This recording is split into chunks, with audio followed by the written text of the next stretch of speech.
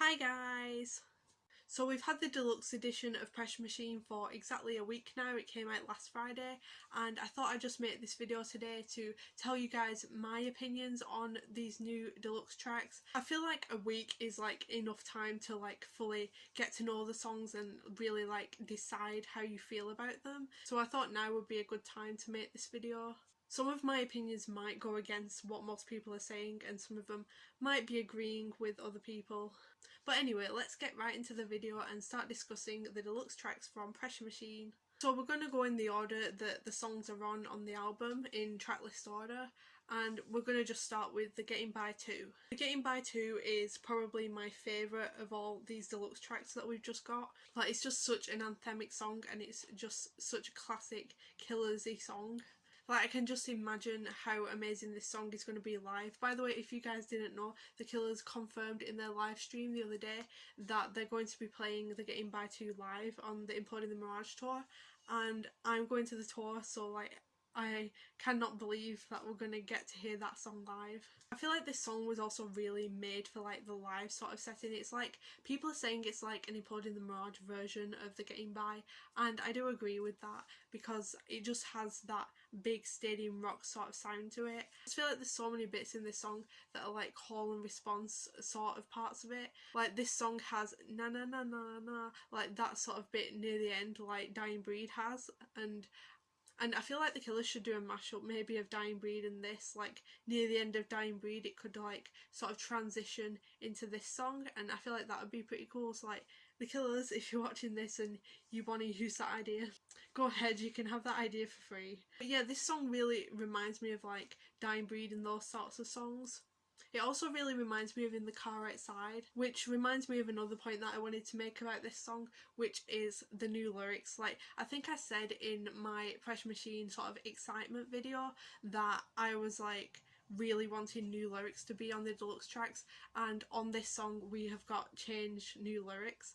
Like, there's a part where Brandon sings, "Nothing's changed except the sadness in her eyes, maybe I could have prevented it, or maybe the dream was a lie." Like, that part of it, like, I instantly love those new lyrics. Like, I feel like they are such a parallel to In the Car Outside. Like, those two songs, if you wanted them to be, you could just imagine that those two songs are the same story about like the same couple. So yeah, I love those new lyrics so much, and also I really love like the repetition of the "all I see is sky" bit. Like, that bit is just going to be amazing live. I can just imagine like the crowd just screaming along to that part. Also, this song just makes you feel like so energised. It's such a energetic song, and I feel like it's just really, like, I feel like this is another point I wanted to make. Like, the old version of the Getting By was probably one of my least favourite songs on Pressure Machine, because like I felt like it was just a really negative sort of message, like just sort of like surviving through life and not like really enjoying it or like having anything that you really like live for.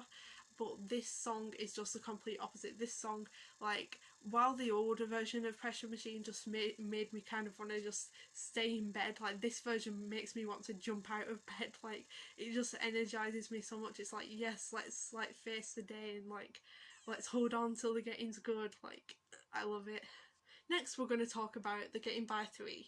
The Getting By 3 is a really cool song to me. Like, I feel like not that many people are talking about this song. Most people are talking about the Getting By 2, like I just did, or like the Getting By 4 or 5, but I've not seen that many people talk about the Getting By 3. I feel like the feel of this song really reminds me of the Desired Effects, Brandon's solo album. It sounds like it could have been a song on there.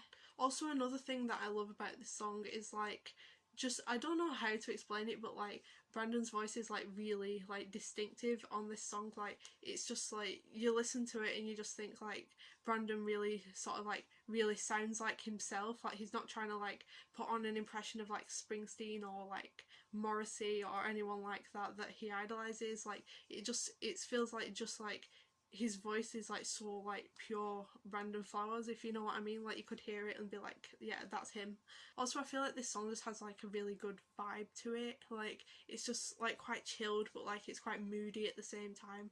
Now I'm going to talk about the Getting By 4. I feel like a lot of people on the internet are saying that they like this song the most, and people are saying that about the Getting By 5 as well, but like the Getting By 4 to me, like it is a good song, it's cute and everything, but I feel like in comparison to the Getting By 2 and 3 and the original Getting By that was originally on Pressure Machine, like I feel like there's something about it that's just not like, I don't love it as much as the other versions of the Getting By. Like it's still a good song, but I feel like I wouldn't go back to it as much as the others. But like it is good though. I mean, like it's the Killers, they can't make bad music, so obviously it's going to be good. But yeah, now I'm going to talk about the Getting By 5. Most people that I've seen talking about the Getting By 5 on the internet like really love the Getting By 5, but to me I feel like this was my least favourite version of the Getting By. I feel like that might be a really unpopular opinion, but like I don't know, I feel like this is the one that stands out the least to me. Like it's the most sort of forgettable to me, like in comparison to the other Getting Bys. Like I said about the Getting By 4, it's still a very good song because like it's a Killers song, but like this is the one that I would be least likely to like seek out myself and just like listen to. So yeah, that's my opinions on all the different versions of the Getting By. Now I'm going to talk about Runaway Horses 2. I mean, I was a bit worried about this one when like before I listened to it, because like I love the original, like I love Phoebe Bridgers, and like to think that there'd be a new version that like didn't have her on it, I was curious as to how that would turn out. But actually now that I've listened to it, I think I might actually kind of like this version a bit more. Like it's really like upbeat, it's very different, but like I love like the sort of country vibes of it, and like it's just, I just love this song. Like this is probably my second favourite Deluxe track after the Getting By 2.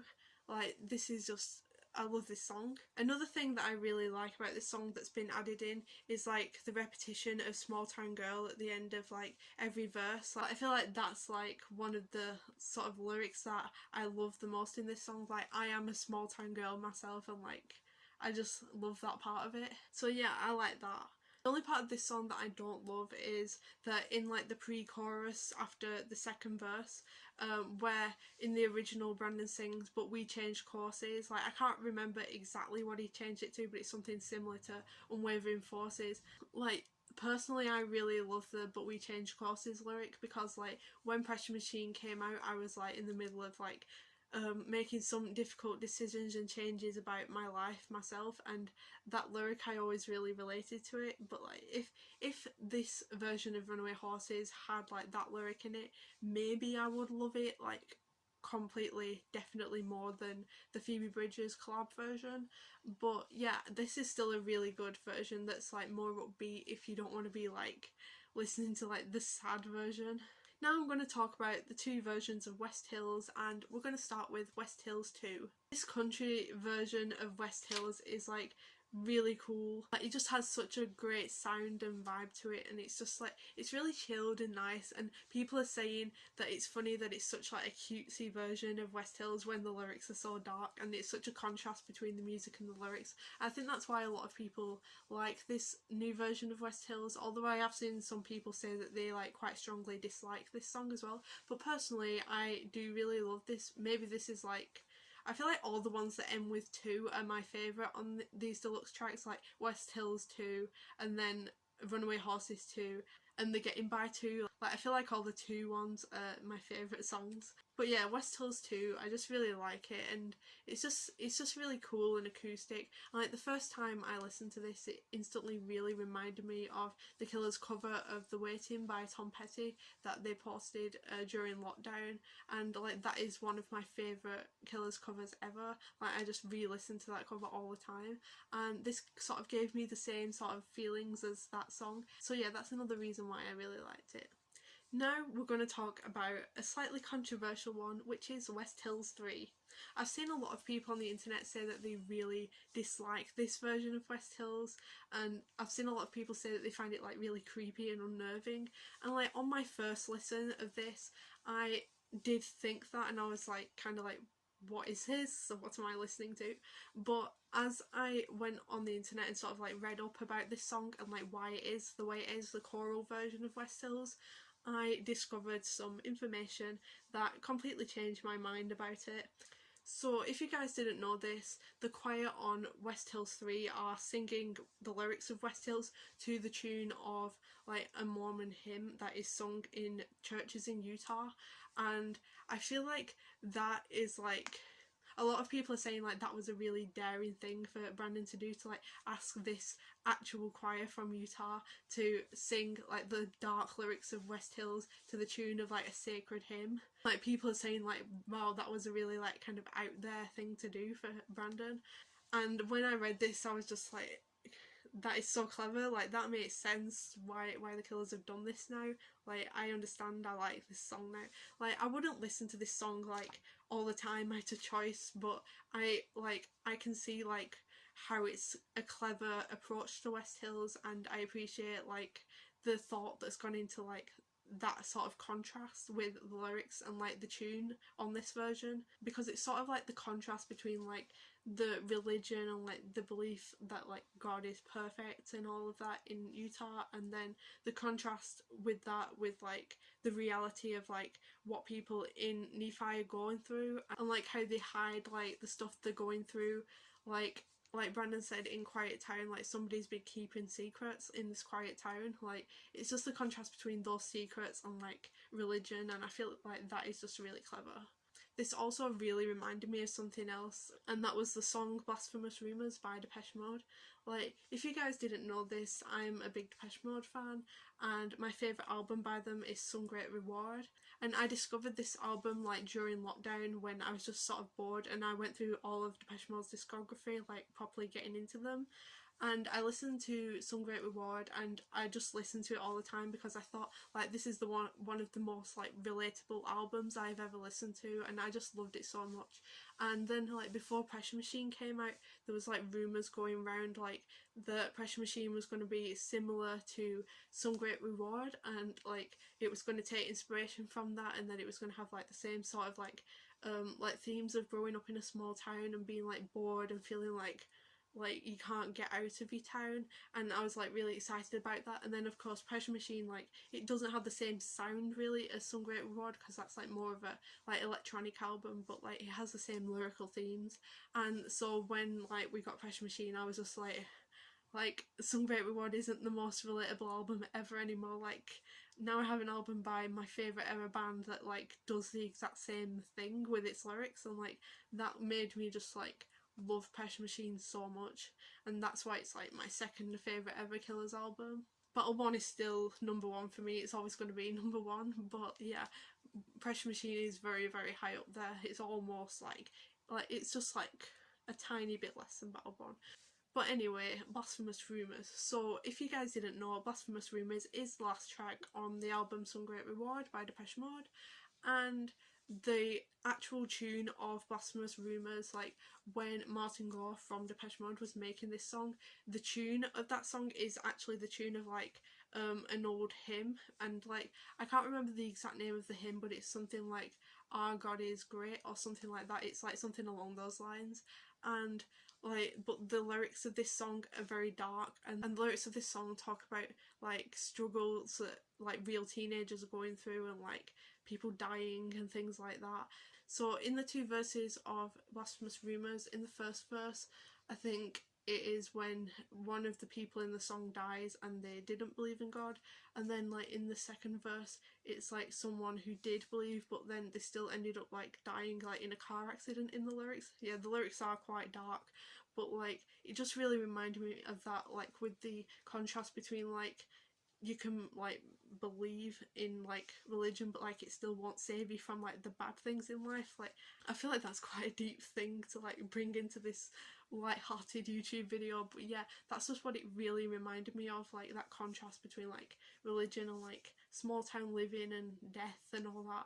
So yeah, I really do think like I was thinking before, even before Pressure Machine came out and like a lot of other people were thinking around that time, like I do think there is some Great Reward influences on Pressure Machine, and a lot of people say also like Some Great Reward has a lot of like barbed wire imagery and like pictures of like old factories and stuff on the cover. So yeah, and Pressure Machine has all the barbed wire imagery and all those factory imagery and all that, just like that album does.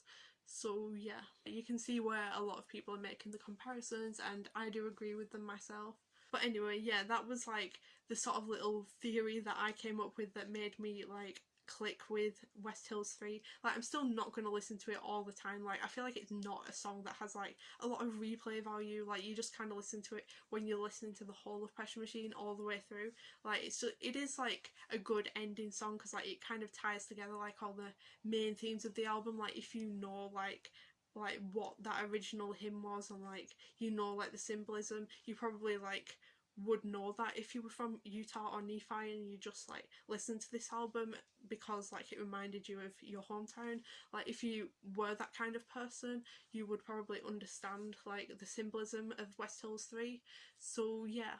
Anyway, that's all my opinions on all the deluxe tracks from Pressure Machine. I feel like I should do a little ranking of all the songs from Pressure Machine for you guys. So if I did a ranking of all the deluxe tracks, at the top would be The Getting By 2 because yes, I love that song. Then second I would have Runaway Horses 2, then West Hills 2, and then I would have The Getting By 3, and then The Getting By 4, and then probably like West Hills 3, and then The Getting By 5. So yeah, that's my Pressure Machine deluxe tracks ranking. I also feel like I should talk about the Killers documentary just at the end of this video as a sort of side note because I haven't talked about that yet. I mean, I mentioned it in my like excitement video, but yeah.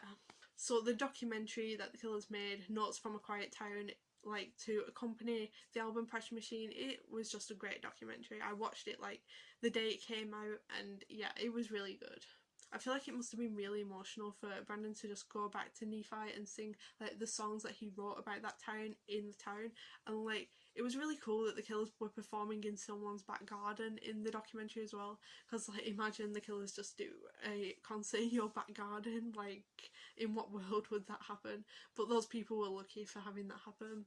They did 3 live performances in the documentary, like the live performance of Terrible Thing, like that was amazing. It was so beautiful. Also, I really loved the documentary because it just like gave me a really good insight into like the way people live in Nephi and sort of like the culture of the people. Like, it is like a really good companion piece to Pressure Machine, and you can see like why the Killers chose to make a documentary as well, like to help people understand like the way people live in the town and like the sort of stuff that they go through every day. So yeah, I really enjoyed the documentary, and if you guys haven't watched it, you should watch it. It's just on the Killers YouTube channel, you can find it there now, and it's called Notes from a Quiet Town. So yeah, I think that's everything that I wanted to talk about in this video. Don't forget to give this video a big thumbs up if you enjoyed it, and subscribe if you want to. Also, don't forget to tell me your opinions on the deluxe tracks or the documentary in the comments if you want to. Bye guys!